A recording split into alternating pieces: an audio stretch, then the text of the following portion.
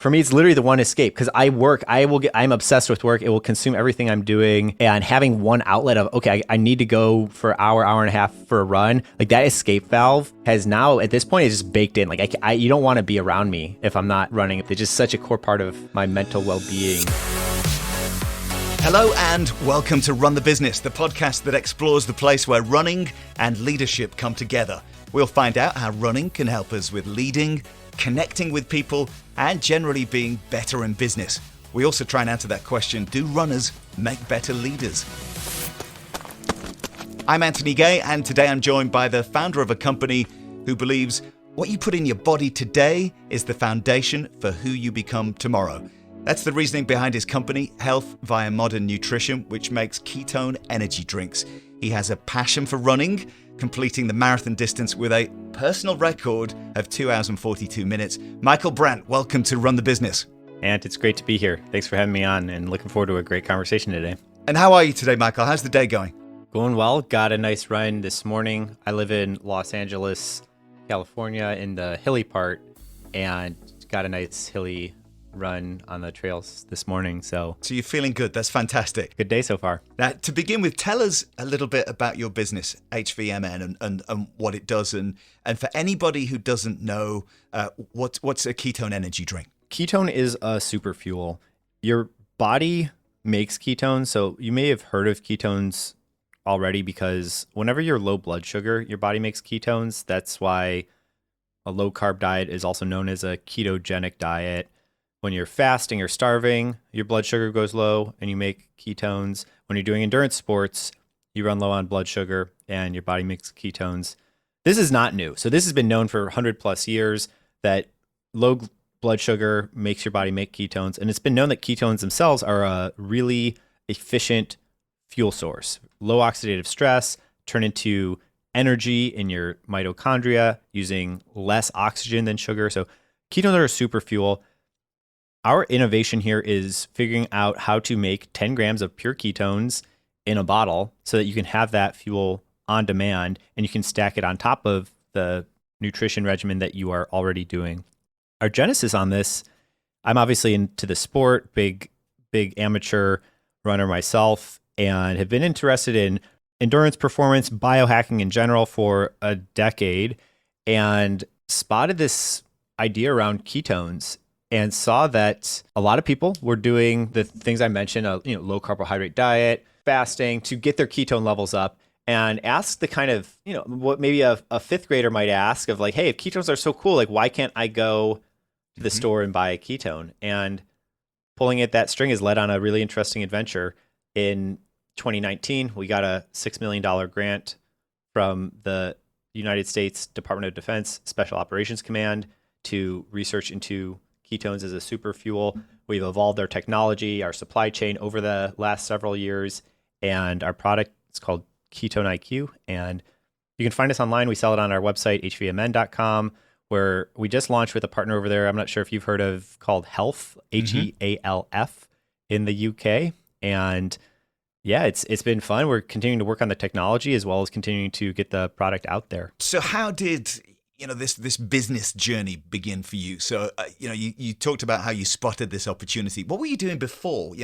How did you become an entrepreneur and leader? Tell us a little bit about that. I studied computer science at Stanford and have always been into technology. And what became obvious to me was that the human body is the next platform for innovation. When you look at the proliferation of sensors, hardware, devices on or in our body that are able to tell us our heart rate variability, our sleep score, our blood glucose. There's all of this data that's now available where we used to be driving blind, or you would go to your doctor once a year and get some indication, but now you're able to, on the go, have all this wealth of information at your fingertips. And it follows from there that people then are curious about, okay, how do I affect my outputs then? Like what inputs are driving optimal outputs? So myself, I started going down this path of biohacking and seeing what can I do to optimize these different factors. So I got into endurance running personally, ran my first half marathon fell in love with it, just really liked how it felt personally. And I like just the data aspect of it as well, like tracking and seeing how, hey, look, like if you constrain your heart rate when you go on runs, then you actually get really good fitness from the run without introducing a lot of fatigue. And if you stack a lot of runs like that, it's really good marathon training. But oh wait, make sure to put in some sprinty days and make sure to, on some days, go on a run in a fasted state. So you really train your body to be in a low glucose state. So looking through this lens of biohacker, looking at your human body as a piece of technology, seeing this larger trend just going on macro in the world of the body as a platform for innovation, that was all really exciting to me.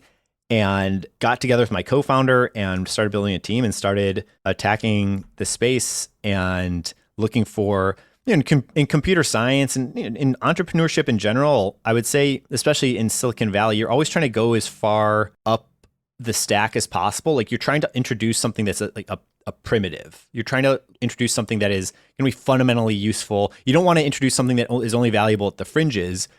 And that's where ketones got really interesting, because 8 billion people are doing metabolism all the time. And ketones are really a fundamental metabolite that your body already makes.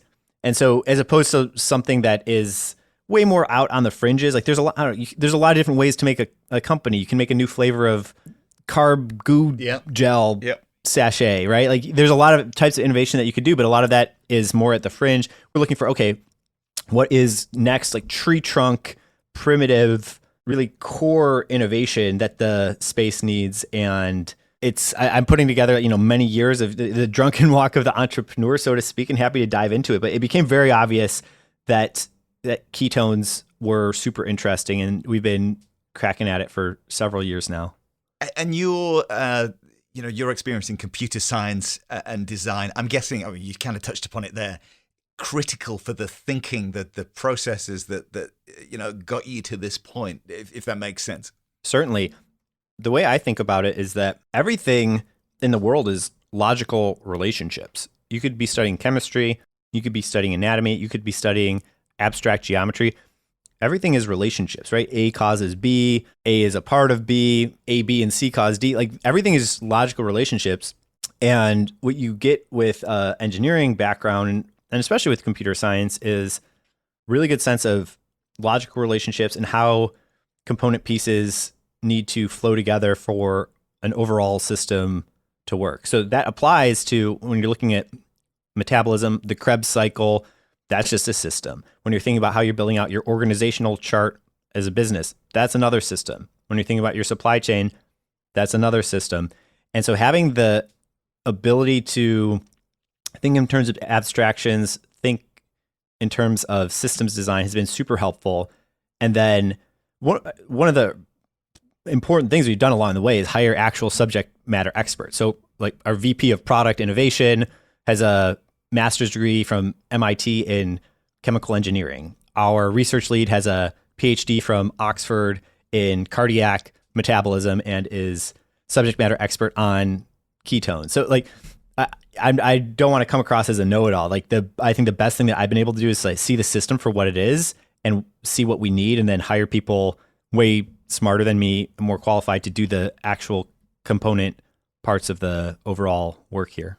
If we can just pause on that side of your life for a second, we're going to come back to it. I kind of want to just go over to the running side and just talk a little bit more to connect these two parts of your life together. And you kind of slipped in how you got hooked into running, and that 2:42 marathon is pretty impressive. So take me through your initial part of your journey into discovering running, and how you did it, but also how you then started to feel. You mentioned the experience, how it made you feel was great. So tell me a little bit more about that side.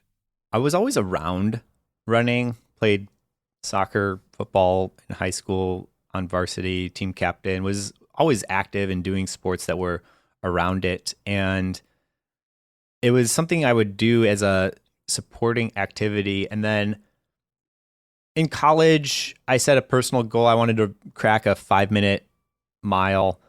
And that's not bringing anyone to the Olympics or a national champion or anywhere close, but it was an important personal goal.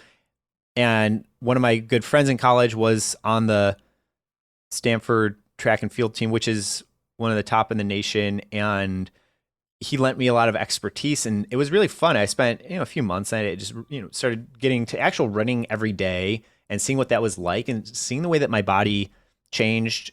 And it was cool because I went into it thinking, okay, let me run a 5-minute mile and let me put in the work and do what it takes. And I felt like I changed in some fundamental ways. Like I became a runner. It wasn't possible to run for me at that speed required without becoming a different kind of person physically and mentally. I became a runner. I had to fall in love with the miles, fall in love with the distance, fall in love with the flow. Like it was, for me, it was an amount of volume and dedication that I couldn't just brute force. I needed to become a runner and get lost in it. And then I liked the way that it felt. I liked the way that my body felt tighter, more capable. I felt like I could breathe better. I felt like I was just happier throughout the day.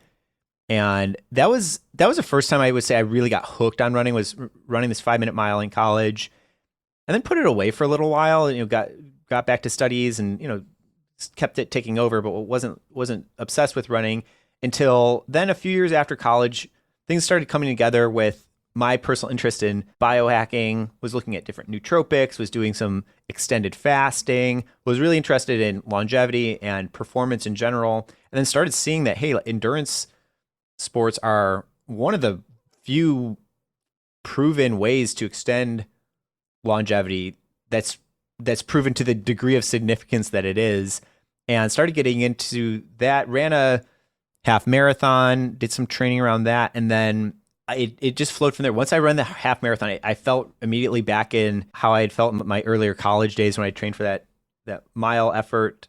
And then I just started knocking down the goals. I was like, all right, well, I want to do a marathon. And not only do I want to do a marathon, I want to do it sub 3 hours. I want to go to Boston. And I just started setting goals and working towards them.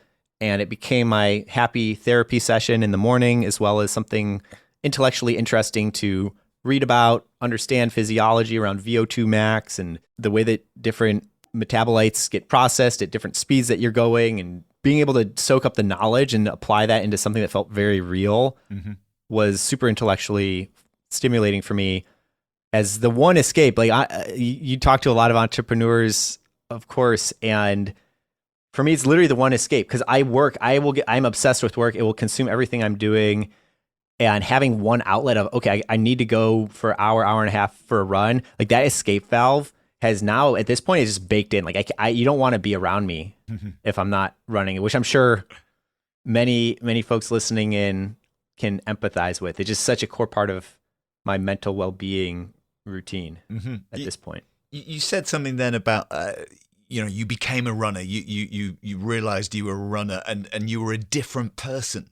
Can you speak to the kind of person you were and the kind of person that you are now? Can you see that difference?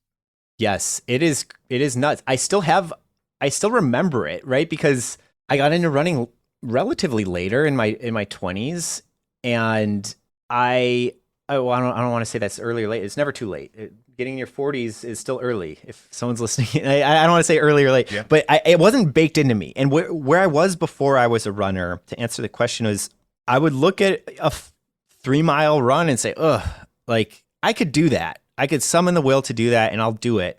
But it's going to be hard. I'm going to have to grin and bear it the whole time. And I'm going to do it because I know it's good for me and it'll make me fit.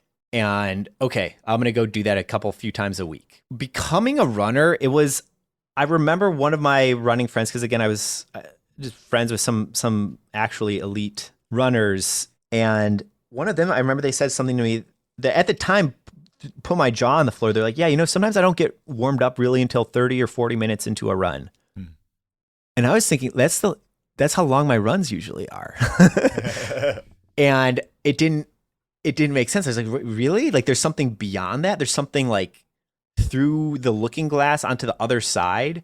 And sure enough, there is. And I get it now. It's like, if you give yourself the patience to go on a long run, it's true. Sometimes the first few miles, the first 30, 40 minutes, you're not smooth. And sometimes the more you run, like if you're actually running every day, like if you start stacking that up, then all of a sudden, like, yes, you're more tired, but you're also way more smooth. And you just feel like things are clicking and you're in this flow state that was news to me. I didn't know that that existed, that feeling of flow. You just feel like a racehorse or a Ferrari. You just feel like your body is meant to move, and that's what you're supposed to go and do.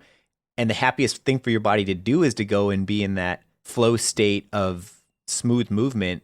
And once I unlocked that, like, a couple of times, and I was able to hit it regularly, it was like a new part of my brain and existence of what it means to even be alive opened up. And that it was alien to me before. I didn't know. It was like all of a sudden the idea of a 3-mile run being a long run or a hard thing. Like, to me, like, 3-mile run it's not. I don't know the last time I only ran 3 miles.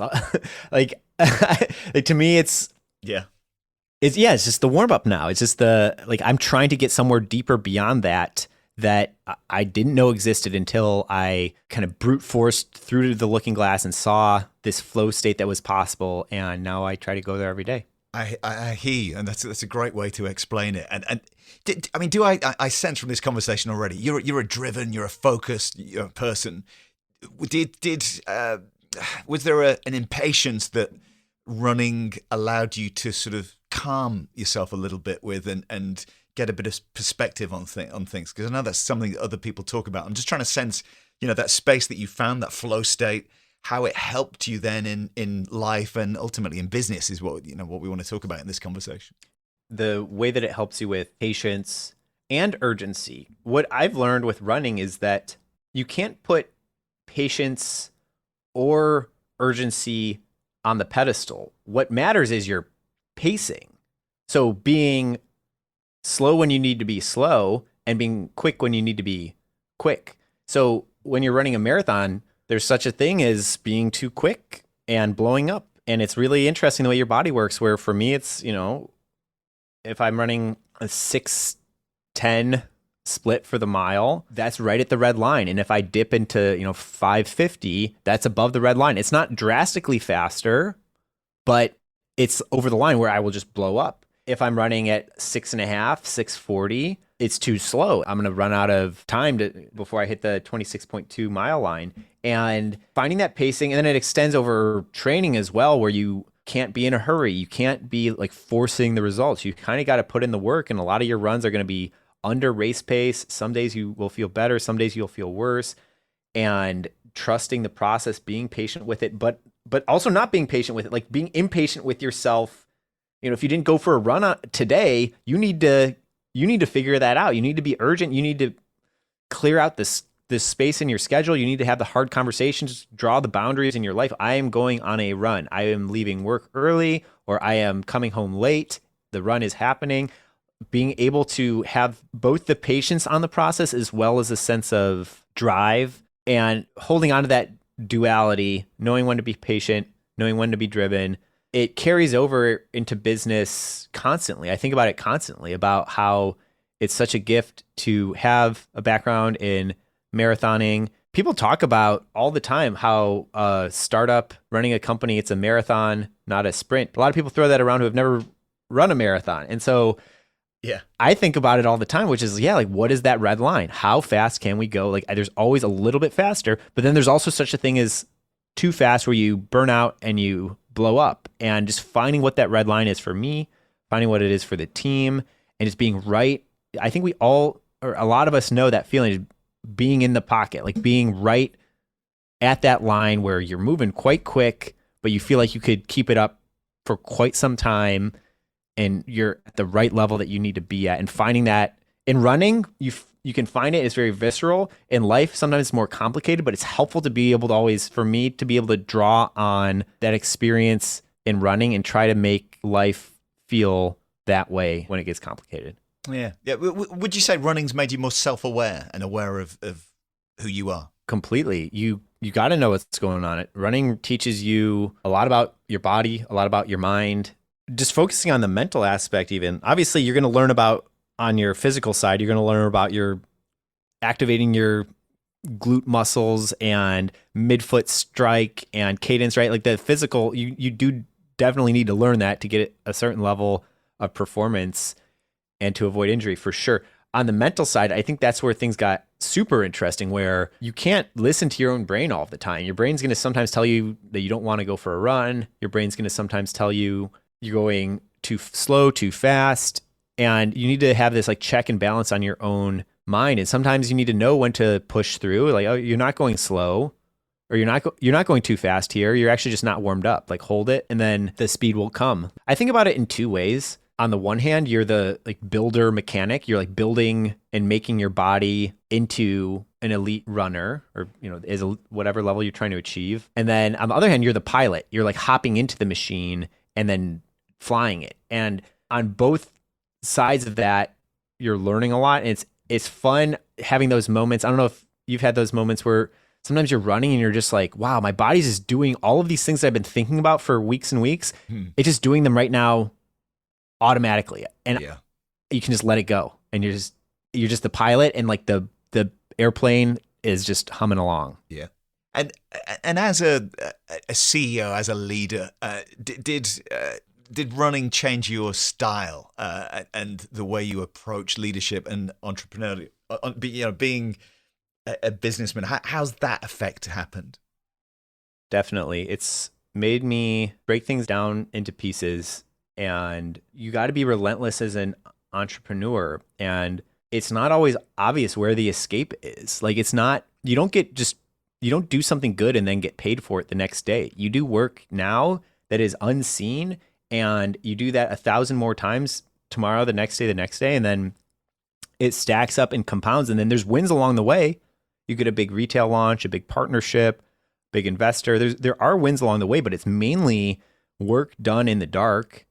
And just by definition, you don't have a boss. There's no one who's like telling you to do it or not do it. It reminds me of the mornings where you wake up at 5:30 and you go on your midweek long run. No one's watching you. Like, no one cares. Maybe my wife would ask, "Oh, did you run this morning?" Like, but literally no one cares if you go on that long run, and if you are hitting your splits or not hitting nobody cares. You have to care. It has to come from inside. And then you have behind you many weeks of doing this, and ahead of you have many weeks of doing this, and there's no escape. And you have to actually find a way to love it and not be looking for the exit every single day at work as well. And it's really helpful to have the visceral experience of running to guide those types of conversations and self-talk on a day-by-day basis. I want to talk a little about the team and the people around you, and how you get inspired and where you get your energy from. Because I know you mentioned earlier in the conversation, the people that you work with, the investors, the advisors, you've got some fantastic experts that you surround yourself with and that work with you. Tell me a little bit about the importance of having the right team and the right people around you when you are in business. It's massive. There's no way to do it all yourself. You have to find experts. I would say the analogy with running is that if you just go out and run, you'll only go so far. You need to tap in outside help, whether that's reading books. I was looking at my shelf here. There's half a dozen books that I've read, absolutely cover to cover, dog-eared, a ton of pages of, and a dozen more that are references as well, and coaches, other runners, advice on nutrition, advice on training plans, advice on mindset, advice on just different visualizations to have for what good technique is, advice on weightlifting and ways to use your body and supplement your running. And the same is true over into the work. Is you need to find people who, with high believability, are better at the job than you are. And you definitely have to check your ego on it, because I think a common mistake for junior entrepreneurs is like, well, how am I going to be this person's boss if I'm not smarter than them? Like, how are they going to know to look up to me, or how am I going to command the respect? And you need to get over it. And what actually people are looking for in leaders is the humility and the ability to get out of the way and to see the reason that the person smarter than you wants to work for you is because they know that next to them, there's a dozen other people also smarter than the CEO at their given domains, and that's the magic of it, right? That like the smart scientist is sitting next to the clever web UX designer is sitting next to the whiz at supply chain, right? That like it's less that they're working for you as the CEO, although it's important to be present as a figurehead. It's that they're working on this team, and what you represent as a CEO is the ability to glue together people that are really smart and to not have any ego about it. Like there's only a couple of things I think I'm actually like the most clever on the team at. You know what I'm saying? Like there's only like most things, like if you think that you are the most clever, I'm sorry, but you're wrong. Like there's going to be someone out there better than you at most of the things. I think a good founder, a good CEO, you should have a magic spark around one or two things that are really your special founder touch, and just everything else you gotta find the person that's got the touch there, that's their zone of genius, and you got to get that person on the team. And tell me a little bit about the people on the team, because I know you surround yourself with some fantastic athletes, some experts, and they are a part of the journey that you're on. Sure. Well, beginning at the start, my co-founder is Jeff Wu. We studied together in undergrad. That's how we met. He's one of the sharpest people I met at Stanford, and super cool to be business partners and co-founders over all of these years. He's our exec chair. He's also spun up. He's already sold businesses to public companies. He has also partnered with a number of other businesses. So he's started something called Anti-Fund with Jake Paul, the big YouTuber and boxer, one of the top celebs in that generation in the States, at least. So they started something together. Jeff's on the board of a number of different companies, just very astute business person, knows how to get things done at the corporate level. It's extremely sharp there. Our rest of our team around us, we have a super talented VP of product. She studied chemical engineering in undergrad as a bachelor's from Stanford, and then went on to study and get a master's degree in chemical engineering from MIT. She runs our product innovation and general supply chain. We have a head of science, R&D. He's the principal investigator on the $6 million contract that we have with the Department of Defense. He has a PhD in cardiac metabolism from Oxford, subject matter expert on metabolism, especially around diabetes and ketones in general. And we also have a larger partnership network around us, or like athletes that we work with. So like the folks I mentioned are full-time people that are on the business. We also work in community in partnership with some incredible folks. So we work with the DoD. We do a lot of work with special operators. So it's very interesting within the special operations community. They've started to use the word athlete in reference to their team. So treating Navy SEALs as athletes, and so being really thorough about the diet, the recovery, the entire everything you'd expect from a professional athlete, like that is now being taken into consideration around special forces. We do a lot of work with special forces. We do a lot of work with elite athletes. We do a lot of work with elite athletes across the board. We just signed up with someone from Team Ineos. We just signed up with Sarah Hall, one of the top 3 active American marathoners. We work with some great folks across all the different sports. We have NBA team owners who have invested into the business, and Joe Montana, I don't know if that name means anything over there, but he's kind of American royalty as far as one of the best quarterbacks in the 90s. His fund has invested. So we've got a really interesting cast of characters around on the elite performance side. And in terms of goals, for your personal goals and business goals, how have they evolved over time, and how do you set goals? Tell us a little bit about that. That's a great question. How do we set goals? There's so much art to that, especially as you grow and evolve as a company, because early days you're doing everything as a founder, and as a company matures and you get all these talented folks around you, there's not much work that you can do. So much of what you are doing is the goal setting, and that lets you think really big picture for where things go.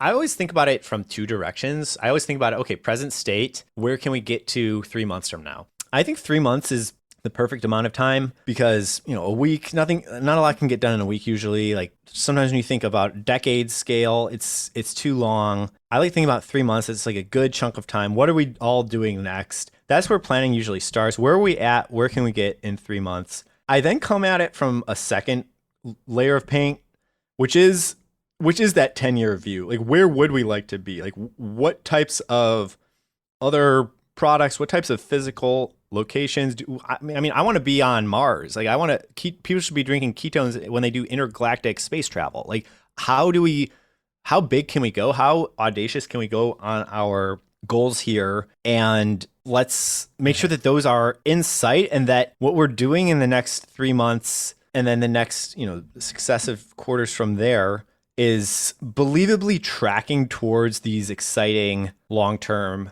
outcomes. And no one has a crystal ball. Like it's mind-boggling to think about a 10-year goal because there's so many component pieces of it. But it's helpful to inspire yourself, inspire your team about what it can be, and then make sure that you feel good about what you're doing right now in the next few months, that it's going to stack towards it, because you got to have both the practicality of what are we going to bite off and chew on for the next 3 months, what's actually getting done. You also have to have the inspiration of how cool is this? Where can this go from here? Like an example in there, for instance, like in the next 3 months, we're launching right now into Sprouts. It's the second largest premium grocery store in the country, Whole Foods being the biggest. We really like Sprouts in particular. They're super innovative, fast moving, good number of doors. And the next 3 months, it's going to be a lot of visiting the doors, talking with the folks that work there, getting our community out there, like a lot of just basic ABC work, which is important. It takes discipline, just like your training run. It's just like you got to do your tempo runs. It's a lot of basic work that needs to get done. And it's also helpful to have the big galaxy brain view of, hey, like why do we actually care about Sprouts? Let's zoom way out. Why do we care about any of this? Like where is this stacking towards eventually? And having the 10-year view in mind of, hey, like ketones are going to be a nutritional primitive. They're going to be 10% of global calories. We're going to make a massive dent in the global metabolic health epidemic. The on-the-go lifestyle, yes, people need energy, but sugar is terrible for you. People shouldn't be slamming caffeine all the time. The fact that you can have a ketone as a bioavailable energy source that feels good without spiking your glucose, without damaging your metabolic health, without keeping you up all night, that's super interesting. We're going to make a massive dent in global health outcomes. And what we need to do right now is everyone on the team needs to go visit 10 Sprouts and say hello to the category manager that's walking the aisles. Yeah. And then we'll get there. Yeah, it's that slog. There's a hard work, isn't there? I mean, you said there's the galaxy brain for the big stuff, but then there's a lot of just graft that has to be done to get you where you need to be. Absolutely. The little things are the big things. It all stacks up. And running taught me that. All it is a sequence of steps. It's a sequence of steps that compose a sequence of runs, that compose a training block, that compose a build up to one race, that compose a sequence of races over a whole running career. But it all comes back down to how easy, light, smooth can you do the individual step, and then it all stacks from there. And in terms of Ketone-IQ, let's talk a little bit more about that.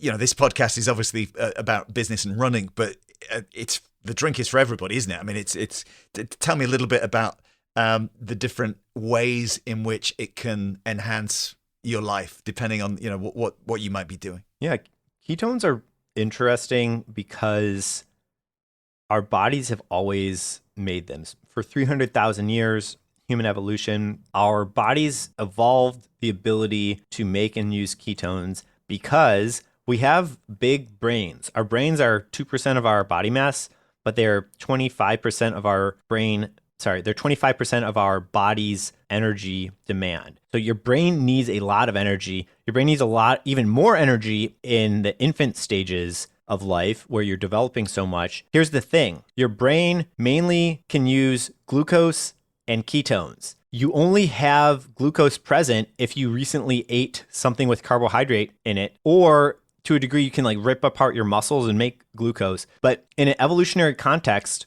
we were often running out of glucose.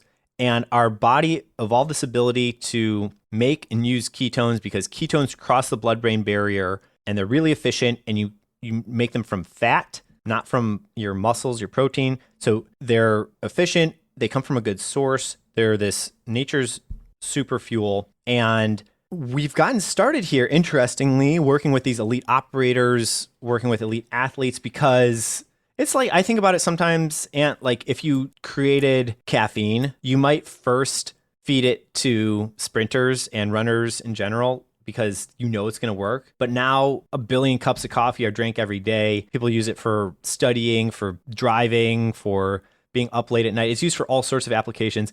It's similar with ketones, although it's very different from caffeine, but it's similar insofar as we're all doing metabolism all the time. We all have a brain, and while athletes are really interested on the ability to lock in flow state, get the central governor, the way that your brain manages all of your other bodily functions, get this really nice form of fuel. That's really helpful if you're doing an Ironman. It's really helpful if you're doing an ultra marathon. It's also really helpful if you're doing lab work. It's really helpful if you're preparing for a podcast. It's really helpful if you're having a busy day because it's so central to what you're doing. It's the way that like water is the primitive of all primitives. It's like how does water help athletes, but then it also helps someone if you're reading a book and you're parched, you're going to have a hard time concentrating. If you're trying to go to sleep and you're thirsty, you're going to have a hard time going to sleep. So water is canonical primitive, and ketones are up there as far as this core natural super fuel that helps our metabolism, and our metabolism is fundamental to everything that everyone is doing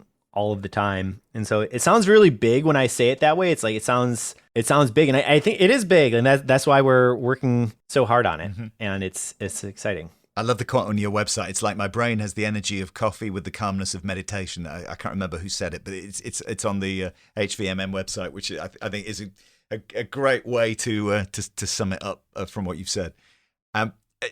Running aside, can you name a business tool, an app, maybe a person, something that you couldn't do without in the business side of your life?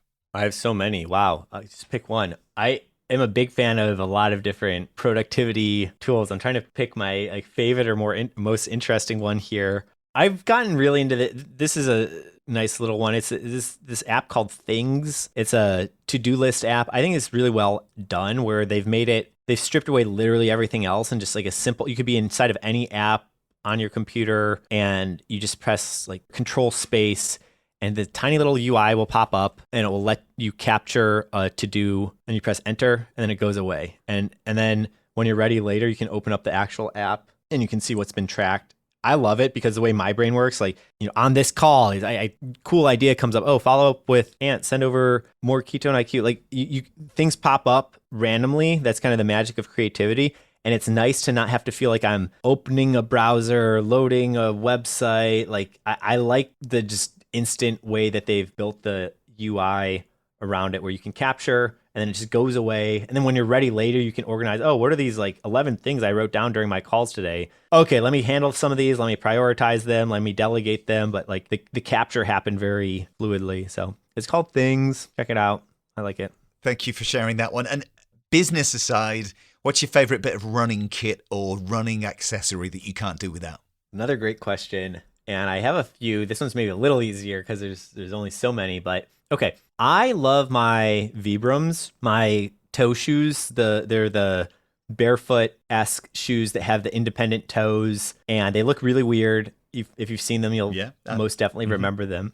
You know what I'm talking about, Ant? Absolutely, yeah. Yeah, so I love them. Look, the foot is a beautiful machine. They have 20,000 nerve endings in your foot. It sends signal up your entire kinetic chain, proprioception on how to respond to the earth. It does wonders for me on my form, on my cadence.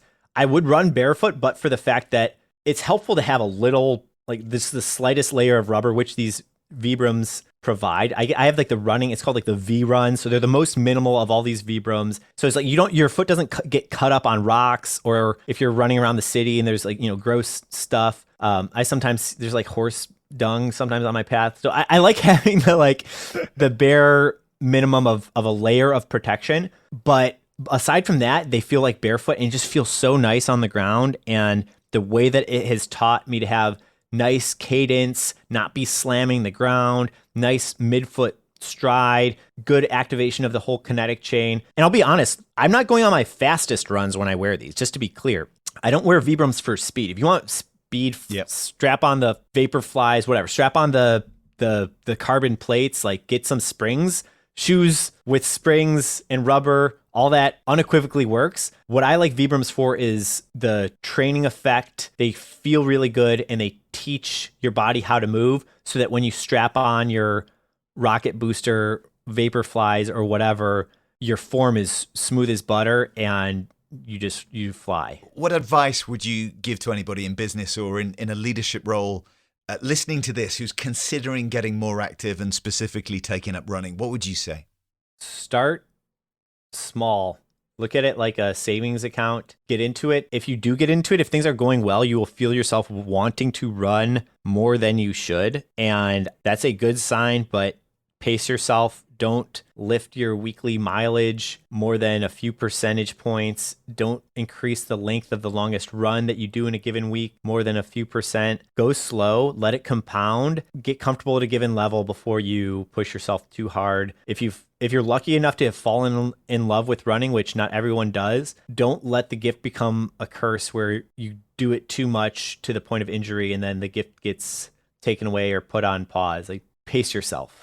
And that's great advice for life, isn't it? Pacing and balancing, and you know, if you go in one direction too far, it can be too much. It can be unstable. But pacing and balancing are key things to a happy life, aren't they? Well said. I'm going to put in the notes where people can get Ketone-IQ and find out more about it. But to finish, just let people, who are listening to this, who are interested, where can they go now if they want to jump on the web and find some more information? Sure. You can find our site. It's HVMN.com. You can find us on social media at HVMN. It stands for Health Via Modern Nutrition. I'm also active personally. My handle is Michael D. Brandt on Instagram. You can find me on Instagram, Twitter. Love to hear from people. It's called social media for a reason. So if you tag me in something or say hello, I'll respond back. I love meeting people out on the internet. Something I learned in COVID and have held since too is just, be like the phone, the digital life isn't going anywhere. I love interacting with people in that world. It's a great way to meet friends and make meaningful connections. So drop a line. Michael, it's been inspiring to catch up. I've picked up your energy from this conversation and I love it. So thank you for sharing. It's been awesome to catch up, and best of luck with everything with HVMN and Ketone-IQ. Thanks so much, Ant. This was a lot of fun. Thanks again to Michael Brandt, this week's guest on Run the Business. Lots to take away from that conversation. I've obviously learned a lot about ketones, but lots of other stuff as well. Michael's description of how he became a runner I thought was fascinating. Possibly the best way I've ever heard somebody describe that entry point into running, how he became a different person mentally and physically. He fell in love with the miles. He fell in love with the flow. His body felt better. The way he described that and brought that to life, I thought was great. Patience was something that running gave Michael. He felt like a racehorse or a Ferrari when he finally made it into that flow state. And it opened up a new part of his brain, a new sense of being alive. He talked about brute forcing his way through the looking glass to a place that he now wants to go every day. So that was powerful stuff. It has to come from inside as well. Michael describing the deal that he does with himself, your mind. It reminded me of that Muhammad Ali quote about the fight is won or lost far away from witnesses, behind the lines, in the gym, and out there on the road, long before I dance under those lights. The idea of the graft that has to go into success and how it's just you and whatever you want to do. Sometimes those 5 a.m. runs, nobody cares if you do it or don't do it. But in order to reach that success, to get you where you want to be, you've got to put it in. There are no quick hacks to long-term success. The way Michael and the team identified the ketones opportunity. It was also fascinating. I know we only touched briefly on it, but he used the phrase, the drunken walk of the entrepreneur, which I've not heard before, but it was a great way to describe that journey that HVMN had been on to get to that point, and also a great way to describe any entrepreneur's journey to success. It's never as straightforward as it might appear when the finished product or the polished service is out there on the shelf. It's a lot more complex behind the scenes and in the time leading up to that. We talked a lot about surrounding yourself with great people, people who support you, but also people who challenge you, people who are better than you, maybe in a specific area. As a leader, though, you've got to have the humility and the ability to get out of the way and just let them be great at what they do. I also thought the way he described goals, 3-month goals and 10-year aspirations was really useful. It's all about the small steps, the habits, doing things consistently that move you forward on that journey. So goals are great, but also it's about what you're doing at that moment in time. I was reading something earlier about the basics of success. Just that, they're basic, but it's about doing them consistently. Breaking your day down into the smallest parts possible, your many decisions, and asking what each one says about your self-worth. Every single decision you take is a vote for the person you want to be. That was something that James Clear said I saw, which really resonated with me. All the details about Ketone-IQ are in this week's show notes. A reminder that Run the Business is a Real 2 media production, and if you're not already doing so, oh please, follow the podcast, download it, comment and share. It really does help grow the show, and I'm grateful for you listening and for you doing that as well. I'm Anthony Gay, and until next time, happy running and keep chasing your goals.